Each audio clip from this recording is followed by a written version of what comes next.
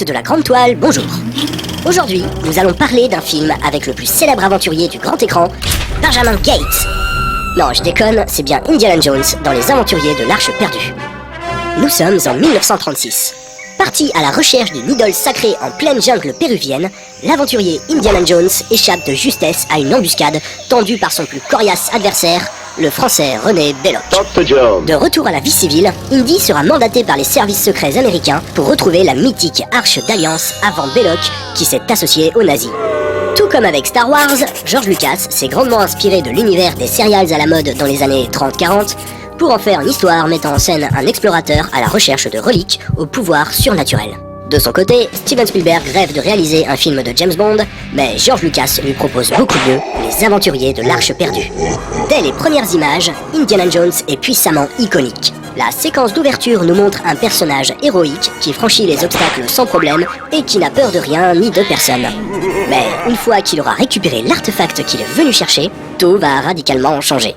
On verra alors un héros qui a perdu toute son assurance, qui s'en prend plein la poire et qui est même devenu une véritable lavette.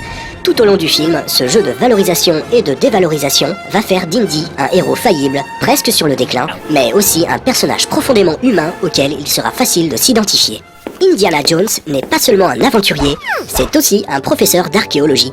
On le voit d'ailleurs expliquer à ses élèves que certains pillards détruisent des sites archéologiques seulement guidés par l'appât du folklore. Pourtant, dans la scène précédente, il démolit complètement un temple, vole une statue d'une déesse de la fertilité appartenant à la tribu des Ovitos. Derrière ce paradoxe se cache l'un des thèmes du film. En effet, la quête de l'arche deviendra, pour Indy, une quête initiatique dans laquelle il devra remettre en question son approche de l'archéologie. D'ailleurs, Belloc, le rival sans scrupules d'Indiana Jones, se présentera même comme son côté obscur, assurant à Indy qu'un rien pourrait le faire basculer de son côté. Évidemment, la quête de l'arche mènera notre héros bien plus loin sur les chemins de la purification lors de la scène finale. Comme beaucoup de films de Steven Spielberg, ce film sera un succès. Mais comme beaucoup de films de Steven Spielberg, il sera considéré à tort par la critique comme un simple blockbuster et non comme un film porteur de thèmes qui traverse les époques et les civilisations. Et pourtant, près de 30 ans plus tard, aucun film d'aventure n'a autant marqué le public que les 3 volets des aventures d'Indiana Jones. Pas même le 4e volet est assez décevant. Voilà, c'est tout pour aujourd'hui, à bientôt pour de nouvelles aventures.